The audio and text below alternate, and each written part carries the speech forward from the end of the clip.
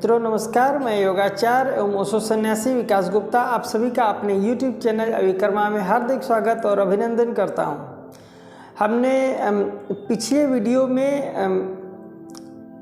हाथों की मुद्राओं के बारे में बातचीत किया था और विभिन्न हाथों की मुद्राएं होती हैं जिनमें हम अपनी उंगलियों की मुद्राओं बना करके ध्यान कर सकते हैं और उससे हमें बहुत लाभ मिलते हैं। आशा करता हूं कि आप लोग हाथों की मुद्राओं, उंगलियों की मुद्राओं का अभ्यास कर रहे होंगे और उसका लाभ ले रहे होंगे। आपको कोई भी प्रश्न पूछना है तो आप हमारे कमेंट बॉक्स में हमसे प्रश्न पूछ सकते हैं। यदि आप हमारे चैनल पर नए हैं तो कृपया इसे सब्सक्राइब करें, इसे लाइक करें, अपने मित्रों और परिचितों में शेयर करें, जिससे कि हम और आप मिलकर एक स्वस्थ और समृद्ध समाज का निर्माण कर सकें। आज हम लोग शरीर में विभिन्न चक्रों के बारे में बातचीत करेंगे। हमारे शरीर में कुल 7 चक्र होते हैं और सातों चक्रों की अपनी एक एनर्जी होती है और सातों चक्रों में ऊर्जा रहती है ऑलरेडी, लेकिन हम ध्यान के द्वारा और विभिन्न मुद्राओं के द्वारा हम अपनी चक्रों की एनर्जी को बढ़ा सकते हैं और अपनी क्षमता का विकास कर सकते हैं, अपने जीवन को सुखी और समृद्ध बना सकते हैं। इसलिए हमें चक्रों का सही ज्ञान, सही जानकारी होनी चाहिए। चक्रों पर ध्यान करने के लिए हम अपने सातों चक्रों के बारे में जानते हैं। हमारे सातों चक्रों के नाम जैसे सबसे नीचे रीढ़ की हड्डी के एकदम निचले भाग में मूलाधार चक्र होता है। फिर उसके बाद स्वादिष्ठान चक्र, नाभि के 1 इंच नीचे मूलाधार चक्र में हमारी जीवन ऊर्जा रहती है और हमारी जीवन की जो शक्ति होती है वो शक्ति हमें मुख्य रूप से मूलाधार चक्र से ही प्राप्त होती है और हमारे मूलाधार चक्र में ऊर्जा का रहना बहुत ज़रूरी होता है। इसी एनर्जी को हम ध्यान के द्वारा ऊपर उठाते हैं। स्वादिष्ठान चक्र में रचनात्मकता, शक्ति, इन सभी चीज़ों के लिए एनर्जी रहती है। ये नाभि के 1 इंच नीचे होता है। इसके ऊपर आता है हमारा मणिपुर चक्र। मणिपुर चक्र यहाँ जो पसलियाँ होती हैं इनके ठीक बीच में होता है। ये सोलर प्लेक्सस के रूप में भी इसको जानते हैं। मणिपुर चक्र से हमारे शरीर में तेज बनता है। इस चक्र को भी एक्टिवेट करने से बहुत हमारे चेहरे पर तेज बढ़ता है, हमारे चेहरे पर आभा आती है। मणिपुर चक्र के ऊपर हृदय चक्र, दोनों निपल्स के बीच में हृदय चक्र प्रेम का प्रतीक होता है।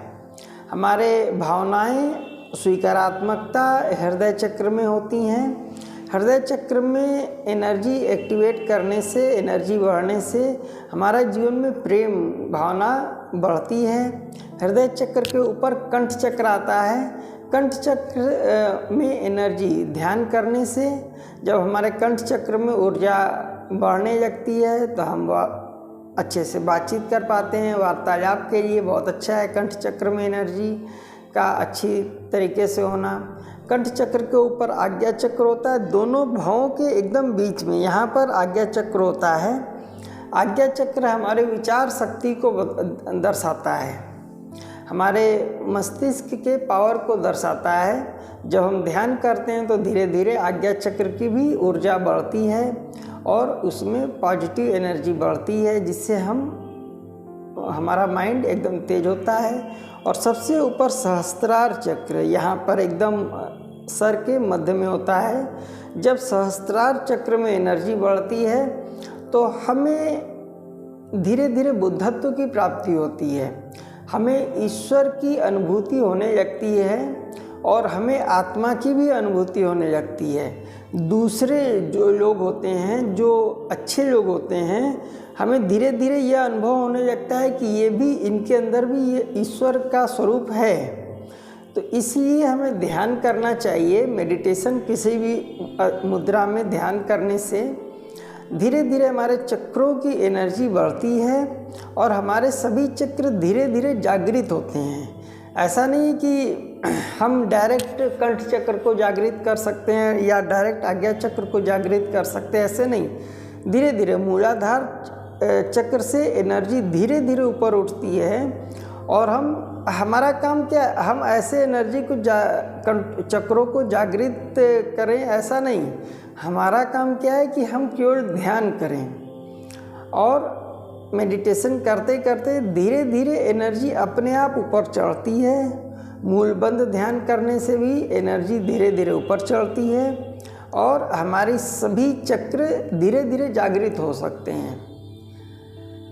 यही है सातों चक्रों के बारे में। सातों चक्रों को कैसे जागृत करना चाहिए, कैसे सातों चक्रों पर ध्यान करना चाहिए। धीरे धीरे हमें सभी चक्रों पर ध्यान करना चाहिए और हमें ध्यान पर ही जोर देना चाहिए। हमारा आज का सेशन पूरा हुआ मित्रों, धन्यवाद। आप यदि हमारे चैनल पर नए हैं तो कृपया इसे सब्सक्राइब करें। थैंक्स।